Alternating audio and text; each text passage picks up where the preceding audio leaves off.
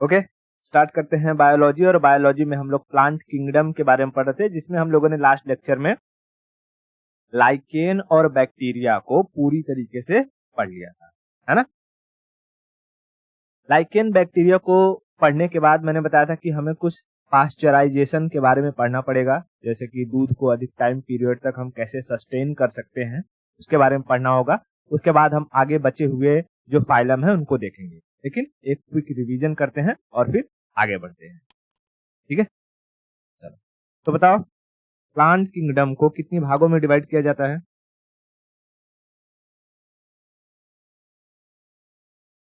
Plant kingdom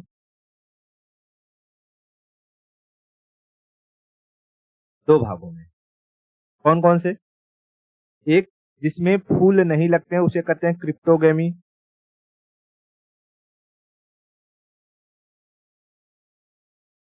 और दूसरा जिसमें फूल लगते हैं उसे हम कहते हैं फेनरोगेमी।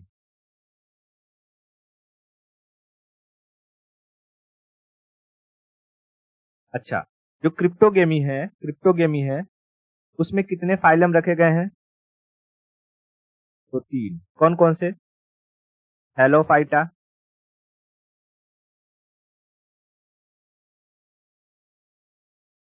ब्रायोफाइटा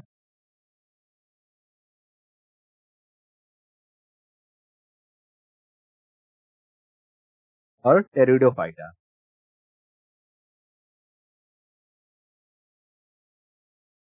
उसके बाद फेनरोगेमी को 2 भागों में बांटा गया है, एंजियोस्पर्म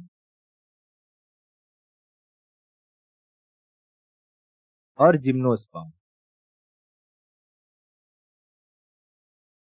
आई होप ये साथ साथ आप याद करते चल रहे हो, क्योंकि अगर याद नहीं करते चलोगे तो आपको बाद में याद नहीं होगा, बहुत ही कंफ्यूजन रहने वाला है इसमें सब में। ठीक है, ओके।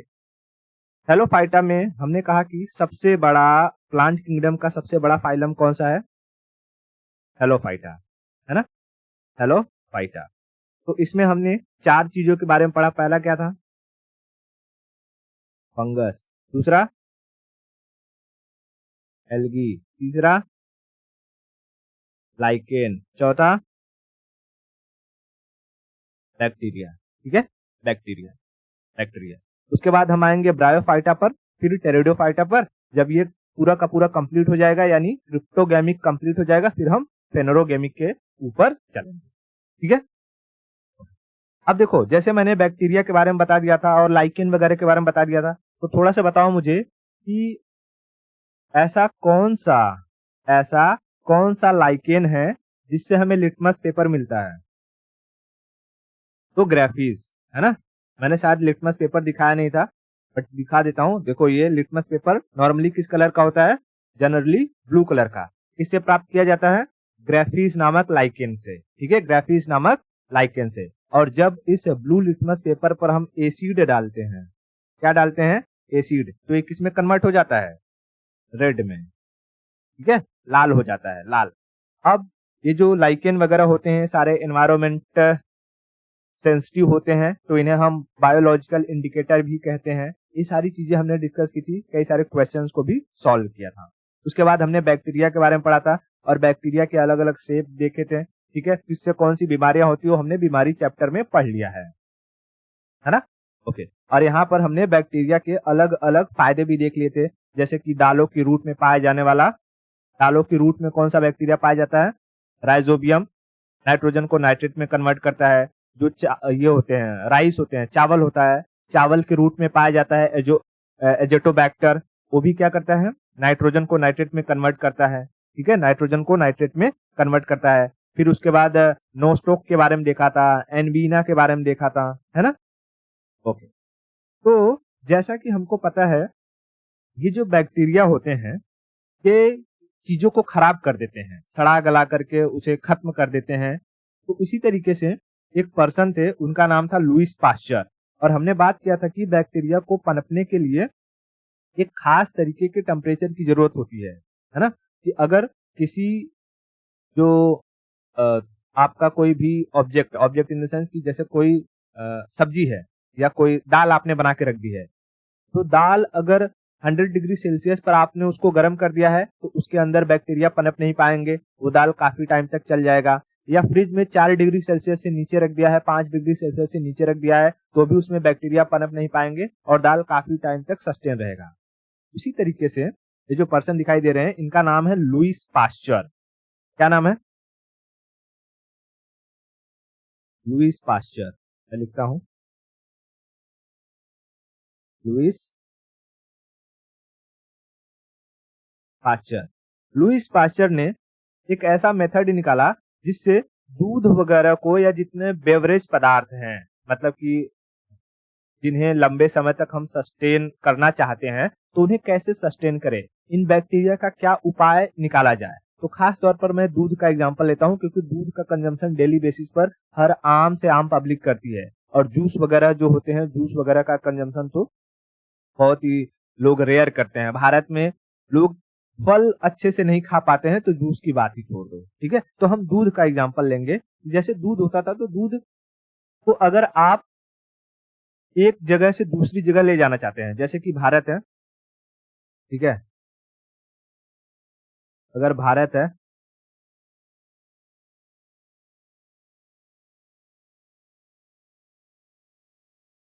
ये, ठीक है, मान लीजिए भारत है। अब भारत में कहीं पर मान लीजिए कि आप यहाँ जम्मू कश्मीर से जो है कोई दूध है, दूध का प्रोडक्शन हुआ है और यहाँ हिमाचल प्रदेश तक लाना चाहते हैं आप। ठीक है, तो आपको काफी टाइम जाएगा और जितने टाइम में आप लेकर के आओगे, ट्रांसपोर्ट करके लेकर के आओगे, तब तक बैक्टीरिया क्या करेंगे, उस दूध को खराब कर देंगे। तो दूध को कैसे बचाया जाए? तो इसी तरीके से इस दूध वगैरह को काफी लंबे समय तक प्रिजर्व कर सके इन्होंने एक मेथड निकाला, क्योंकि इनको पता है कि बैक्टीरिया एक खास तरीके के टेम्परेचर पर ही जनरेट होता है। तो कोई भी लिक्विड है, जैसे दूध है, मैं यहाँ एग्जांपल लेता हूँ मिल्क। तो दूध को मैं कितने टेम्परेचर पर गर्म करूं कि उसके अंदर बैक्टीरिया जन्म ना ले पाए, कितने टेम्परेचर तक गर्म करूं कि उसके अंदर बैक्टीरिया जन्म ना ले पाए। तो उन्होंने कहा अगर जैसे कम दूध है, आपके घर में अगर कम दूध है, 1 लीटर, 5 लीटर, 10 लीटर दूध है, आप उसे चाहते हो कि वो लंबे समय तक 2 दिन तक स्टोर करके रख सकें, आपके पास फ्रिज नहीं है, तो आप उसे क्या करो, 62.8, मतलब कि 62.8, इसको हम रफली कर लेते हैं कि 63, ठीक है, 63 डिग्री सेल्सियस पर आधे घंटे के लिए, कितने घंटे के लिए, 30 मिनट के लिए आप गर्म कर दो।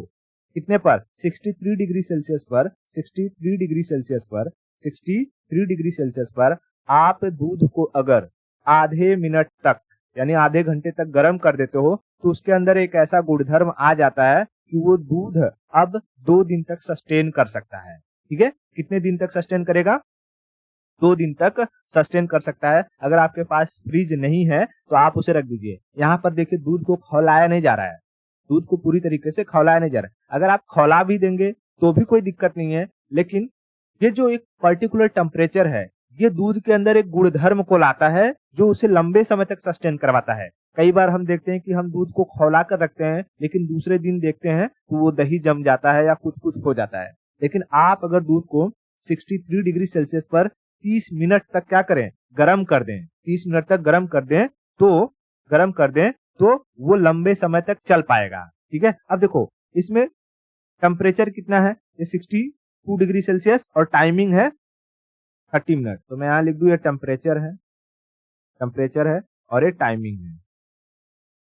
ठीक है, लेकिन उन्होंने फिर देखा जो दुकान वाले हैं, यानी जिनकी बड़ी बड़ी दुकानें हैं, जिनके पास तवेले हैं, उन्हें अब 2 लीटर 5 लीटर दूध को गर्म करना नहीं है। ठीक है, अब उनके पास 100 लीटर 150 लीटर 500 लीटर ऐसे दूध है जिन्हें ट्रांसपोर्ट करना है, किसी कंपनी में भेजना है, तो भाई वो आधे घंटे तक दूध को गर्म करते रहेंगे तो बहुत ही दिक्कत हो जाएगी। उन्होंने सोचा कि अब क्या करें, इन्होंने इसमें 10 डिग्री सेल्सियस टेम्परेचर और बढ़ा दिया। कितना टेम्परेचर? 10 डिग्री सेल्सियस, यानी लगभग 72 डिग्री सेल्सियस। और कहा कि 72 डिग्री सेल्सियस पर यदि आप दूध को सिर्फ 15 से 20 सेकेंड, 15 सेकेंड आप मान, ठीक है, 15 से 20 है 15 सेकेंड तक, कितना 15 सेकेंड तक गर्म कर दो तो भी 15 सेकेंड तक गर्म कर दो तो भी उस दूध में वही गुणधर्म आ जाएगा जो 62 डिग्री सेल्सियस पर 30 मिनट तक आपने गर्म किया था। अब आप सोचोगे भाई 15 सेकेंड में और इतने 72 डिग्री सेल्सियस टेम्परेचर पर 15 सेकेंड में दूध कैसे गर्म होगा? 15 सेकेंड में दूध कैसे गर्म होगा? तो देखो, अगर आप पूरा एक जो आपका पतेला होता है, पतेले में दूध भर के आप 100 डिग्री सेल्सियस कर दो तो भी वो 15 सेकंड में गर्म नहीं होने वाला है। तो इसके लिए उन्होंने जो इंस्ट्रूमेंट बनाया था, देखो ये ठीक है, एक इंस्ट्रूमेंट और यहां से आएगा दूध, पहले यहां से आएगा दूध, ठीक है, यहां से आएगा दूध और ये है इनका बॉयलर, ठीक है बॉयलर। उसके बाद इस गरम गरम दूध को तो हम तुरंत भर नहीं सकते, इसलिए इसे ठंडा करने के लिए एक और चेम्बर बनाया गया है, उसे हम कहते हैं कूलर,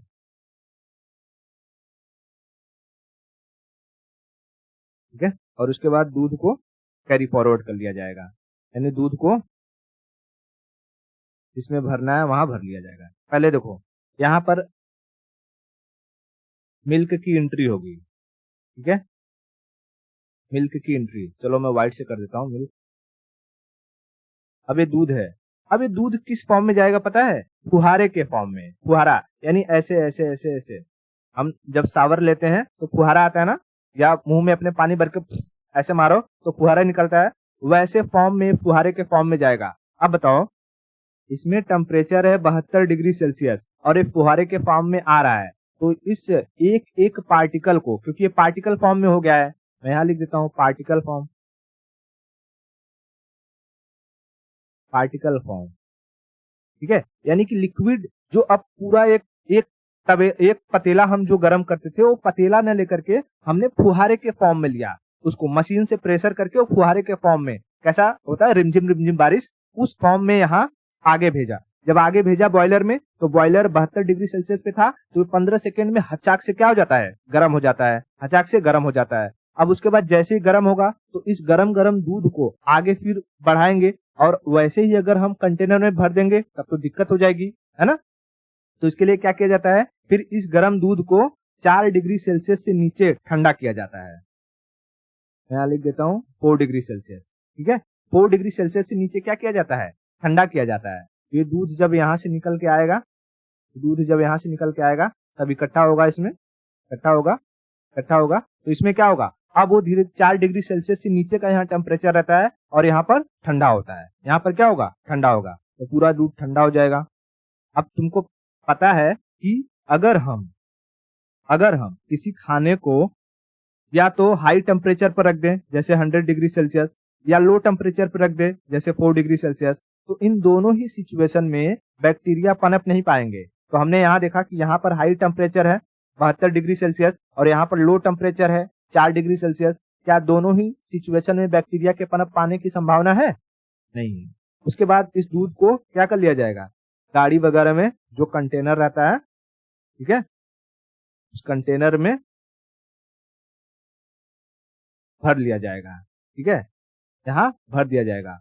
अब ये जो गाड़ी रहेगा इसको लेकर के चला जाएगा, ठीक है, ये गाड़ी क्या करेगा?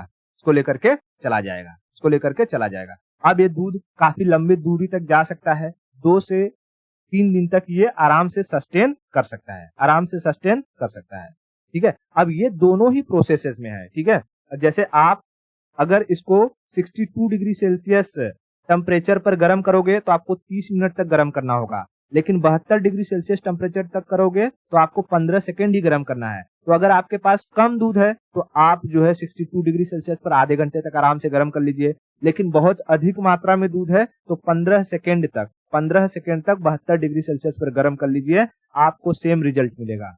इस पूरे प्रोसेस को कहा गया था पाश्चराइजेशन।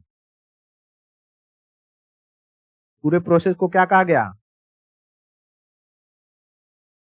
पाश्चराइजेशन, ठीक है, पाश्चराइजेशन, हिंदी में पाश्चीकरण, किसके नाम पर है? इसी लुईस पास्चर के नाम पर ही है। इन्होंने मेथड को डिस्कवर किया था, तो इन्होंने अपने ही नाम पर क्या रख दिया, पास्चराइजेशन नाम रख दिया इस पूरे प्रोसेस का। अब यहाँ पर दो टर्मिनोलॉजी यूज होती है, ध्यान से समझना। पहले जो केस था उसमें टेम्परेचर, अगर हम दोनों टेम्परेचर को कंपेयर करें तो पहला टेम्परेचर ज्यादा है या दूसरा टेम्परेचर? दूसरा टेम्परेचर ज्यादा है और पहला टेम्परेचर कम है, तो मैं इसको लो टेम्परेचर कह दूं, लो टेम्परेचर। अब बताओ टाइमिंग में पहली टाइमिंग ज्यादा है या दूसरी टाइमिंग? पहली टाइमिंग ज्यादा है, तो यानी लॉन्ग टाइम। तो यहां पर लिख दूं ये हाई टेम्परेचर शॉर्ट टाइम। यानी कि अगर आप टेम्परेचर लो रखते हो तो आपको लंबे समय तक गर्म करना पड़ेगा, आप टेम्परेचर हाई रखते हो तो आपको कम समय तक गर्म करना पड़ेगा। तो यहाँ पर कई बार आपको दो टर्मिनोलॉजी देखने को मिल जाएगी, low temperature long time pasteurization या high temperature short time pasteurization. समझ में आ गया? Low temperature long time pasteurization और high temperature short time pasteurization. Pasteurization का प्रोसेस क्या है, पाश्चीकरण का प्रोसेस क्या होता है, कैसे होता है, सारा का सारा कुछ समझ में आ गया? ओके ठीक है, चलो ये चीज यहाँ पर हमारा खत्म होता है। अब हम आगे चलते हैं, अब समझते हैं हमारे जो बचे हुए ब्रायोफाइटा और टेरिडोफाइटा के बारे में। अब देखो, जब प्लांट किंगडम हमने शुरू किया है तो हमने सबसे पहले थैलोफाइटा के बारे में पढ़ा था। क्यों? क्योंकि ये सबसे बिगेस्ट फाइलम है ना? क्या है? बिगेस्ट फाइलम है। लेकिन दुनिया में सबसे पहली बार जो प्लांट आया था वो था काई। क्या था? काई को हम क्या कहते हैं? मॉस। और मॉस को रखा जाता है ब्रायोफाइटा की फाइलम में। तो कहेगा कि प्लांट किंगडम का सबसे पहला फाइलम कौन सा है? तो ब्रायोफाइटा। सबसे पहला फाइलम ब्रायोफाइटा। ठीक है, ब्रायोफाइटा में हम किसे रखते हैं? काई को, मॉस। ठीक है, मॉस देखा है कि नहीं देखा है? ब्रायोफाइटा में हम मॉस को रखते हैं, मॉस। तो फर्स्ट फाइलम ब्रायोफाइटा, मॉस को कहते हैं काई। मैं दिखाता हूं अभी, काई। ठीक है, काई। देखो यहाँ देखो, दिखाई दे रहा है? ये दीवालों पर आपको क्या दिखाई दे रहा है? काई जम गई है। आप कहीं समुद्र के किनारे किसी के साथ जाते हो हाथ पकड़ करके, वैसे अकेले समुद्र के किनारे जाने का क्या ही मतलब है? जाना है तो किसी के साथ जाओ। तो देखोगे कि यहाँ पर कुछ लोग बैठे रहते हैं पत्थरों पर, उन्हें इस बात से फर्क नहीं पड़ता कि यहाँ काई है कि क्या है। भाई काई ये बहुत ही स्लिपरी होता है, तो संभाल कर जाना, नहीं तो अगर इस पर से गिर जाओगे तो खोपड़ी खुल जाएगी, फिर साथ में कोई भी हो छोड़ के भाग जाएगा। समझ में आया कि नहीं आया? मेरी बात समझ में आ रही है? ओके। ये जो हरा हरा दिखाई दे रहा है वो क्या है? काई है। तो ये देखो, ये हमारे दीवालों पर लग गई है। कहाँ पर पानी है वहां पर लग जाएगा। जैसे ईंट है, ईंट पर काई लग गई है। यहाँ पानी बह रहा है जंगल में, यहाँ पर भी सब काई लग गया है। ये जो मॉस होते हैं, काई होते हैं, ये जल और थल दोनों में उग सकते हैं। कहाँ उग सकते हैं? जल और थल। तो देखो, जल को तो हम क्या कहते हैं? वाटर। और थल को लैंड। तो ऐसा कोई भी एनिमल हो या प्लांट हो जो पानी में भी रहता हो और जो जमीन पर भी रह लेता हो, तो उसे हम क्या कहते हैं? उभयचर, एम्फीबियन। तो काई क्या है? एक तरीके का एम्फीबियन प्लांट है। ठीक है, काई एक उभयचर पौधा है। इतना समझ में आया? अच्छा, एक बात बताओ कि ये जो ब्रायोफाइटा में, मैंने तो एक एग्जांपल बता दिया काई का, सबसे पहले धरती पर आया था काई ही। ठीक है, सबसे पहले धरती पर कौन आया? काई, मॉस। इसी से धीरे धीरे जीवन की उत्पत्ति होती है। ठीक है, इसी से धीरे धीरे क्या हुआ, जीवन की उत्पत्ति हुई। ओके, अब देखो इसी तरीके के अलग अलग, इसी जो जो काई है, काई के अलग अलग प्रकार होते हैं, मॉस के अलग अलग टाइप होते हैं। तो इसी में एक मॉस है जिसको हम कहते हैं स्फेगनम। मैं दूसरा स्लाइड ले लेता हूं। एक मॉस है काई, उसका नाम क्या है, स्फेगनम।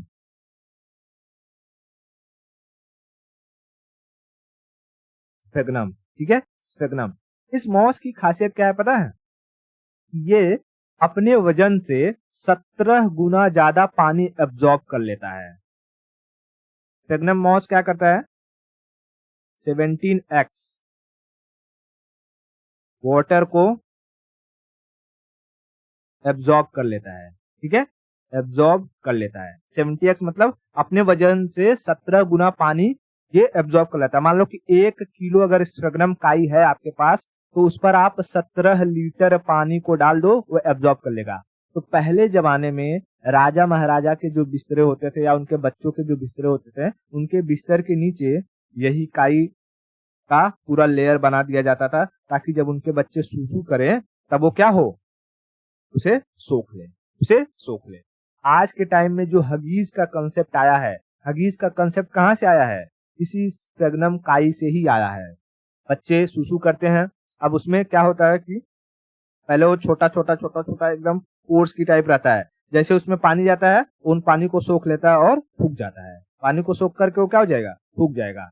तो स्फेगनम काई की खासियत क्या है कि ये अपने वजन से 17 गुना ज्यादा पानी को सोखता है। मैं दिखा देता हूँ स्फेगनम काई, ठीक है,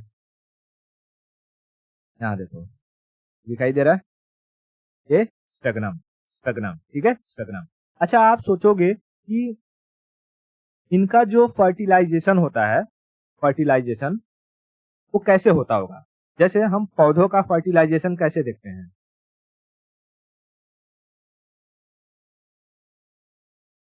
फर्टिलाइजेशन। अब फर्टिलाइजेशन में सिर्फ ये स्पेगनम की बात नहीं कर रहा हूँ, मैं इस ब्रायोफाइटा में आने वाले हर एक प्लांट के फर्टिलाइजेशन की बात कर रहा हूँ। कि जैसे हम पौधों का अगर फर्टिलाइजेशन देखते हैं तो हमको पता है कि भाई एक उनका जो फर्टिलाइजेशन होता है वो कहाँ होता है, ये नीचे क्या रहता है, नीचे रहता है ओवरी। ओवरी, ओवरी में क्या होता है, ओवरी में अंडे रहेंगे, ठीक है, और ऊपर से क्या आता है, ऊपर से आएगा आपका परागकण, है ना, पॉलिन ग्रेन। और फिर नीचे आकर के क्या करेगा, इनके साथ फर्टिलाइज करेगा, यानी ओवरी में इसका फर्टिलाइजेशन हो जाता है, ओवरी में इसका फर्टिलाइजेशन होता है, ठीक है। लेकिन लेकिन कहेगा कि जो ये ब्रायोफाइटा में जो प्लांट्स हैं, इनका फर्टिलाइजेशन कहाँ पर होता है, ठीक है, इनका फर्टिलाइजेशन कहाँ होता है, तो इनमें एक स्ट्रक्चर होता है, इसी ये आप ऊपर वाला सेक्शन देख रहे हो, इसको हम क्या कहते हैं, स्टिग्मा कहते हैं। इसी स्टिग्मा की तरह ही दिखता है, उसको हम कहते हैं जेमा कप। क्या कहते हैं, जेमा कप, ठीक है, जेमा कप, जेमा कप। मैं दिखाता हूं, जेमा कप जैसे ये एक तरीके का क्या है, मॉस ही है। अब इस मॉस में देखो ये ऊपर निकला हुआ है, हाँ, ये स्टिग्मा की तरह ही दिख रहा है, यही पर इनका फर्टिलाइजेशन होता है, ठीक है, यहीं पर इनका फर्टिलाइजेशन होता है। इसे हम क्या कहते हैं, इसे हम कहते हैं जेमा कप, जेमा कप। तो ब्रायोफाइटा में जितने भी प्लांट्स होते हैं उनका फर्टिलाइजेशन कैसे होता है, कहाँ पर होता है, जेमा कप में, ठीक है, जेमा कप में, जेमा कप में। समझ में आ गया। ब्रायोफाइटा में ज्यादा कुछ पढ़ना नहीं है, बस ब्रायोफाइटा प्लांट किंगडम का सबसे पहला फाइलम है। इसमें मॉस यानी काई को रखा जाता है। स्फेगनम नामक मॉस की खासियत है कि वो अपने वजन से 17 गुना अधिक पानी को एब्जॉर्ब कर लेता है, और इनमें जो फर्टिलाइजेशन होता है वो जेमा कप में होता है, या जेमा कप के जरिए होता है, जेमा कप के जरिए होता है। इतना क्लियर हुआ, तो ब्रायोफाइटा कंप्लीट। अब आते हैं हम लोग टेरिडोफाइटा में, ठीक है, इसमें टेरिडोफाइटा, टेरिडोफाइटा ये धरती पर सबसे अधिक फैलने वाला पौधा होता है, ठीक है। टेरिडोफाइटा की खासियत क्या है कि सबसे अधिक ये फैलता है, बहुत तेजी से फैलने वाला, यानी इसका ग्रोथ रेट बहुत ज्यादा है, ग्रोथ रेट बहुत ज्यादा है, बहुत ज्यादा है। ठीक है, ओके। इसमें इसमें एक ये भी समझ लो एक तरीके काई की तरह ही रहता है, लेकिन ये आपको जमीन पर देखने को नहीं मिलेगा। टेरिडोफाइटा जमीन पर देखने को नहीं मिलेगा। ये ये पानी में उगते हैं, पानी में, और इनसे हमें प्रोटीन की मात्रा बहुत अधिक मिलती है। ठीक है, प्रोटीन की मात्रा बहुत अधिक मिलती है। तो टेरिडोफाइटा से हमें क्या मिलती है? प्रोटीन्स। ठीक है, प्रोटीन्स, टेरिडोफाइटा से प्रोटीन। अब इसी टेरिडोफाइटा का एक एग्जाम्पल है एजोला। क्या नाम है? एजोला। एजोला एजोला में प्रोटीन की भरपूर मात्रा होती है। आप एजोला को गाय और भैंस के लिए, गाय और भैंस के लिए जो उनका चालन होता है ना, जैसे पहले उनको हम उनका फूड देते हैं, उनका घास डालते हैं, तो घास डालने के बाद आप देखोगे कि उनको कुछ चूनी वगैरह दिया जाता है, चोकर वगैरह दिया जाता है। तो अगर चोकर की जगह पर आप उन्हें ये एजोला खिलाओगे, एजोला खिलाओगे, मैं दिखाता हूँ एजोला कैसा होता है, उसे आप कैसे प्रोड्यूस कर सकते हैं। एजोला खिलाओगे तो दूध देने वाले जो कैटल्स हैं उनमें दूध देने की मात्रा बढ़ जाती है। ठीक है, जैसे गाय भैंस हो गए तो वो अधिक से अधिक दूध देंगे। इस एजोला को आप अपने यहाँ बड़े ही आसानी से प्रोड्यूस कर सकते हो, क्योंकि ये पानी में प्रोड्यूस होते हैं आराम से। आपने इन्हें नदियों वगैरह में देखा होगा, है ना। देखो, हमारे यहाँ ये जो है इसको हम नाद कहते हैं, नाद, जिसमें गाय भैंस खाती हैं। तो उसमें पानी भरा हुआ है, तो आप देखो छोटे छोटे छोटे छोटे हरे हरे हरे हरे, ये सारे के सारे क्या है? एजोला है। इसे हम कहते हैं एजोला, एजोला, एजोला। ठीक है, एजोला। यहाँ जो बगुला है, बगुला जिसमें खड़ा है, तो इसमें देखो ये छोटा छोटा क्या है? सारा का सारा ये एजोला है। एजोला, एजोला किसका सोर्स होता है? तो प्रोटीन का सोर्स होता है। आप ये एजोला क्या करो कि जैसे थोड़ा सा इसको ले लो और एक दो तालाब जो है, तालाब या पौंड वगैरह कुछ भी, आप थोड़ा खोद करके उसमें पानी भर करके उसको छोड़ दो। आप इसको छोड़ दो, ये बहुत तेजी से ग्रोथ करते हैं। हर रोज इसमें से थोड़ा थोड़ा निकालते रहो और अपने भैंसों को, अपने गायों को चारे के रूप में देते हो। ठीक है, ये समझ लो उनके लिए चटनी का काम करेगा। इसका काम करेगा चटनी। अब आप खाने में चटनी को थोड़ा ही लेते हैं, बाकी तो आपका दूसरा खाना रहता है। तो वैसे ही गाय भैंसों के लिए जो उनके दूसरे घास हैं, ठीक है, पुआला हो गया या हरी घास हो गई, वो उनका मेन चारा है। लेकिन ये जो एजोला है उन्हें उन्हें चटनी का काम करेगा, और उनसे वो चाव से उसको खाएंगे, उसको प्रोटीन भी मिलेगा और बढ़िया दूध देंगे आपको, बढ़िया दूध देंगे। इतना क्लियर हो गया? इस टेरिडोफाइटा में भी हमें कुछ नहीं पढ़ना है, बस यही चीज जानना है कि इनका काम क्या होता है। टेरिडोफाइटा में ऐसे पौधों को रखा जाता है जो बहुत तेजी से विकास करते हैं। ठीक है, बहुत तेजी से विकास करते हैं। लेकिन याद रखना, ये सारे के सारे क्रिप्टोगेमी में आते हैं और इनमें से किसी में भी फूल नहीं लगते हैं, किसी में भी फूल नहीं लगते हैं। तो हमने थैलोफाइटा देख लिया, हमने ब्रायोफाइटा देख लिया, हमने टेरिडोफाइटा देख लिया, हमने पाश्चराइजेशन भी समझ लिया, हमने पाश्चराइजेशन भी समझ लिया। इतना क्लियर हुआ क्या? अगर इतना क्लियर है, इतना क्लियर है, तो हम आगे बढ़े। ओके, ठीक है।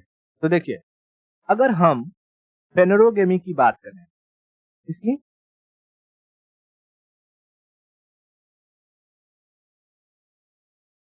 फेनोरोगेमी यानी ऐसे पेड़ जिनमें क्या लगते हैं? फूल लगते हैं, फ्लावर्स लगते हैं। ठीक है, फ्लावर्स लगते हैं। इनको हम कितनी भागों में बांटते हैं? दो भागों में। पहला तो ऐसा है, पहला ऐसा है जिनके फलों के बीज उनके बाहर होते हैं, उन्हें हम क्या कहते हैं? जिम्नोस्पर्म। और एक होते हैं जिनके फलों के बीज उनके अंदर होते हैं, उन्हें हम कहते हैं एंजियोस्पर्म, है ना। अ से अंदर और अ से एंजियो। तो पहले मैं बता देता हूं, एंजियोस्पर्म, ठीक है, एंजियोस्पर्म। और दूसरा यहाँ है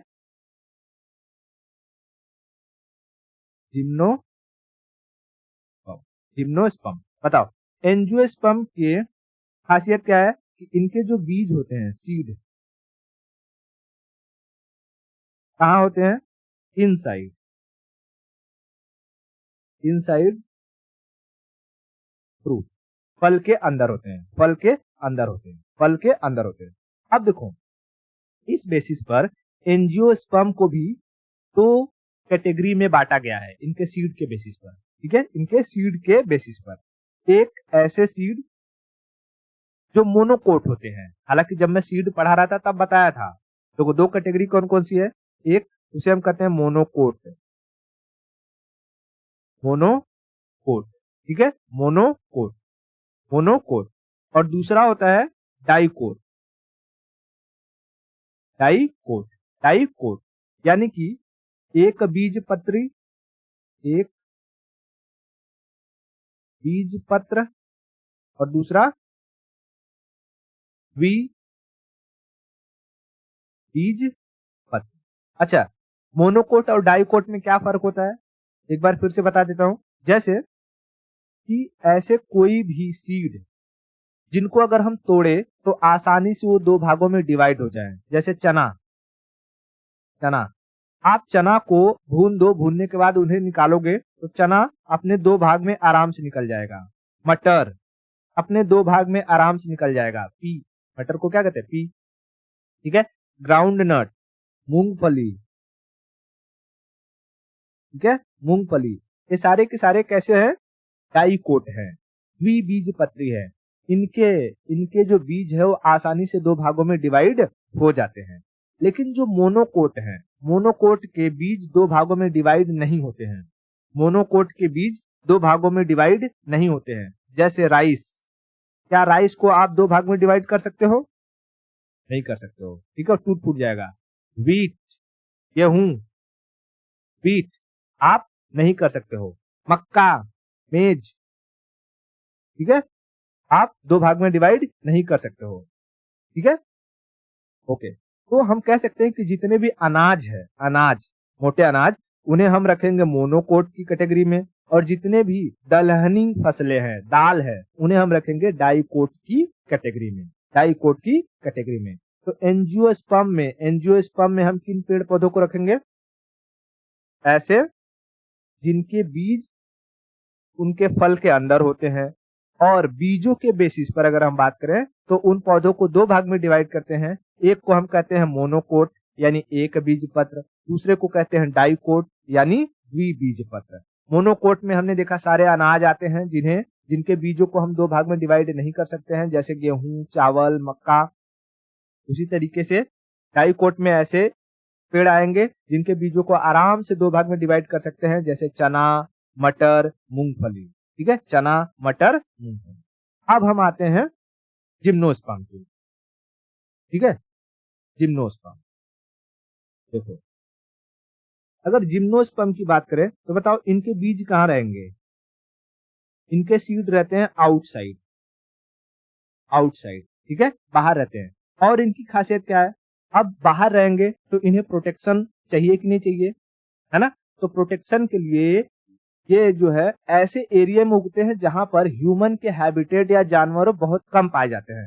तो अगर हम ये पृथ्वी बनाए तो पृथ्वी का ऐसा एरिया, जैसे पूरा जहां ठंड पड़ता है, ठीक है, यहाँ पर भी जो है ह्यूमन बहुत कम होंगे, तो नॉर्थ, उत्तरी गोलार्ध और दक्षिणी गोलार्ध। और उसके बाद जहां पर बहुत ज्यादा जो है गर्मी वगैरह पड़ती होगी, है ना, वहां पर भी अगर हम देखें ये एरिया बहुत ज्यादा गर्मी वगैरह पड़ती होगी। अब ये मत सोच रहे हैं कि बहुत ज्यादा गर्मी पड़ती है, अफ्रीका है, अफ्रीका में तो खूब लोग रहते हैं, तो भाई वहां पर लोग बहुत ज्यादा नहीं रहते हैं, बहुत ज्यादा आबादी नहीं है, बड़े ही मुश्किल हालात में लोग रहते हैं, ठीक है। तो ऐसे हम उसको कहते हैं कि जैसे टेम्परेट जोन और फ्रिजिड जोन, ठीक है, टेम्परेट जोन और फ्रिजिड जोन में ये पाए जाते हैं। ज्योग्राफी में मैं पूरा का पूरा पढ़ाया हूँ क्या होता है, जोन कैसे डिवाइड करते हैं। तो ये जिम्नोस्पर्म वाले पेड़ कहाँ पाए जाएंगे? टेम्परेट, टेम्परेट जोन, ठीक है, जहां पर टेम्परेचर अधिक होता होगा, टेम्परेट जोन। और उसके बाद and frigid zone, frigid zone यानी जहां बहुत ज्यादा ठंड पड़ती होगी। पहाड़ी इलाकों में ज्यादातर पाए जाते हैं ये पेड़ पौधे, उसके बाद जब इन पेड़ पौधों को हार्म करने के लिए कोई नहीं होता तो इनकी उम्र बहुत अधिक होती है। एज एज क्या होती है? बहुत अधिक होती है। इनकी एज बहुत अधिक होती है। उसके बाद ये ठंड में पाए जाते हैं या उसके बहुत जहां बारिश हो रही है वहां पर पाए जाते हैं। तो अपने आप को बचाने के लिए ये बहुत ऊंचे जाते हैं, प्रकाश की खोज में ऊंचे जाते हैं। तो ऊंचे जाएंगे तो ये कमजोर ना हो जाए, इसलिए इनकी लकड़ियां बहुत ही हार्ड होती हैं। इनकी लकड़ी कैसी रहेगी? बहुत ही हार्ड लकड़ी रहती है, बहुत ही हार्ड लकड़ी रहती है। ये 3-4 जो है खासियत है जिम्नोस्पर्म की। जिम्नोस्पर्म की पहली खासियत क्या है कि इनके जो सीड होते हैं कहाँ रहते हैं? फलों के बाहर, फलों के बाहर। तो मैं ऐसा आपको एग्जांपल बताता हूं। जैसे कि पहला आपने देखा होगा ये, तो क्या कहते हो जी आप? तो क्या कहते हैं? स्ट्रॉबेरी, बरोबर, स्ट्रॉबेरी, ठीक है, स्ट्रॉबेरी। स्ट्रॉबेरी स्ट्रॉबेरी में आप देखो ये सारे के सारे जो बीज है कहाँ है? इसके फल के बाहर। और स्ट्रॉबेरी हर जगह ऐसे नहीं उगता है, ये पहाड़ी इलाकों में ज्यादा देखने को मिलते हैं। अब इस जिम्नोस्पर्म से कुछ सवाल पूछता है, उसका एक ट्रिक है। उसमें सवाल क्या पूछेगा? पेड़ों के बारे में ही पूछेगा कि ये पेड़ का क्या होते हैं, इनका क्या यूज है। तो उस पेड़ों को याद रखने का मैंने एक ट्रिक बताया है, उस ट्रिक को याद रखो।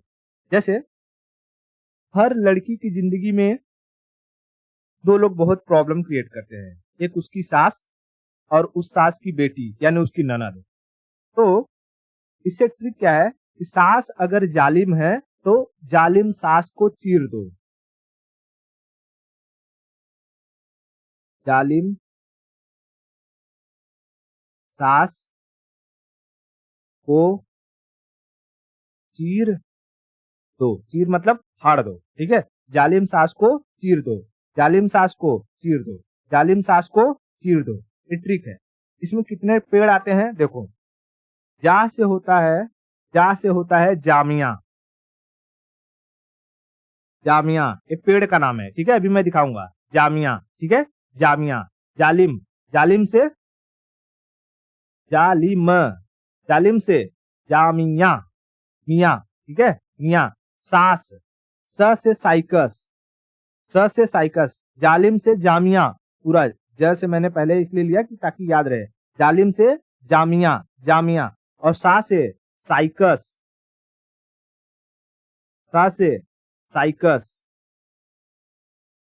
साइकस, ठीक है, साइकस। और दूसरे स से सिकोया, सिकोया, ठीक है, सिकोया, सिकोया, सिकोया। इंग्लिश लिख दूं? सिकोया, सिकोया, ठीक है, सिकोया, सिकोया। और क से कुछ नहीं, क से कुछ नहीं, क से कुछ नहीं, क से कुछ नहीं। ची से चीर, से चीर, चीर का पेड़, चीर से चीर का पेड़ होता है, उसे इंग्लिश में कहते हैं पाइनस। चीर के पेड़ को क्या कहते हैं? पाइनस। चीर के पेड़ को पाइनस। और द से देवदार, द से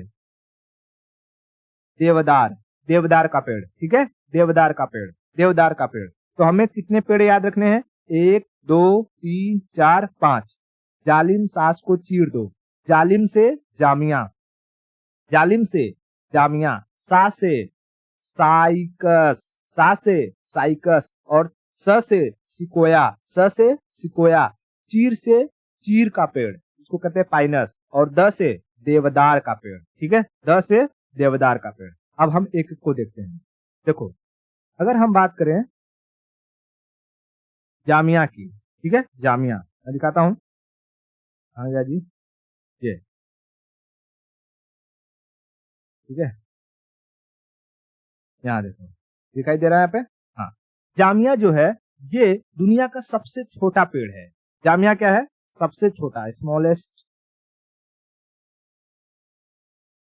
स्मॉलेस्ट ट्री।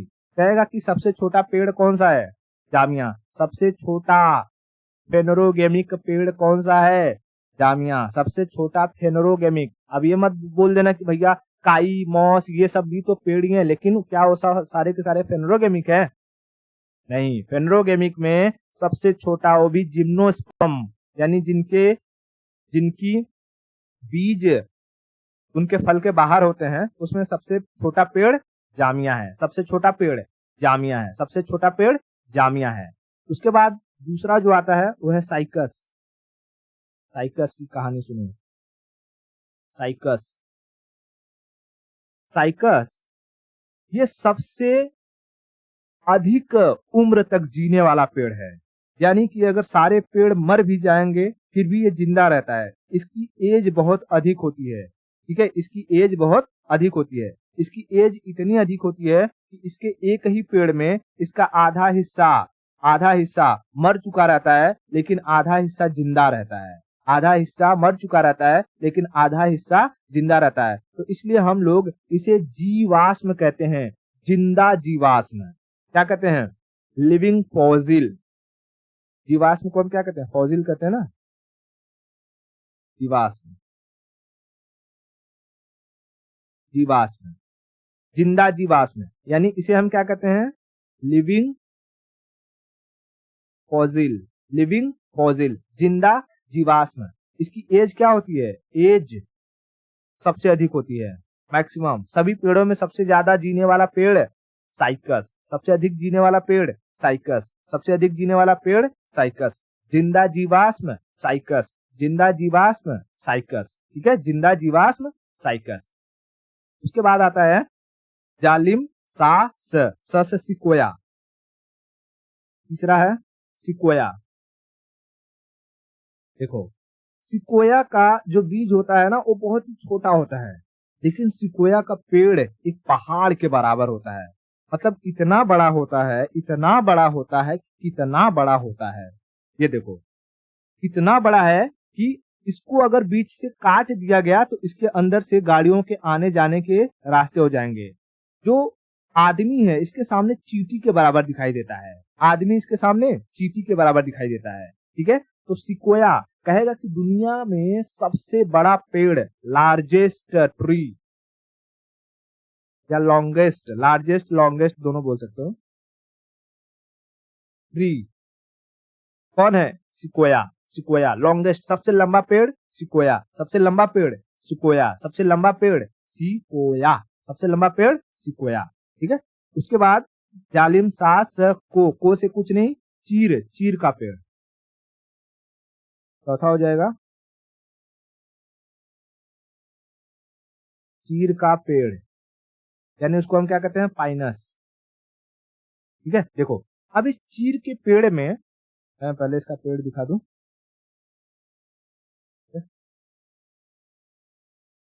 ये चीर का फ्रूट है और एक चीर का पेड़ है।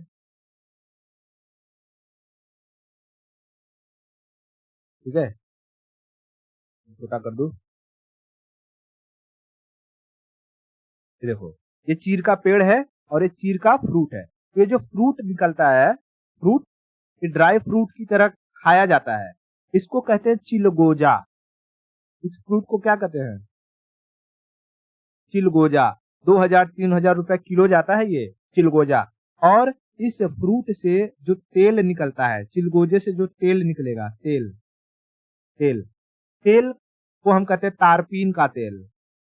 ठीक है, तारपीन का तेल। अब ये तारपीन का तेल, आपने सुना होगा कि जब कोई पेंट वगैरह मारता है तो उसमें तारपीन मिलाता है, ताकि वो पेंट क्या हो सके, थोड़ा सा गाढ़ापन उसका कम हो सके। ठीक है, तारपीन के तेल से वो गाढ़ापन कम होता है और पेंट अच्छा पकड़ता भी है। अगर इस तारपीन के तेल में आप माचिस बारोगे तो इसमें आग लग जाएगी। क्या लग जाएगी? आग लग जाएगी। आग लग जाएगी।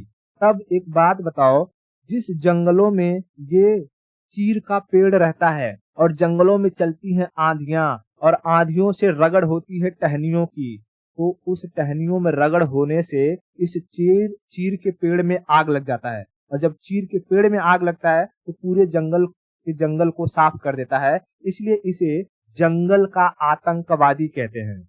क्या कहते हैं?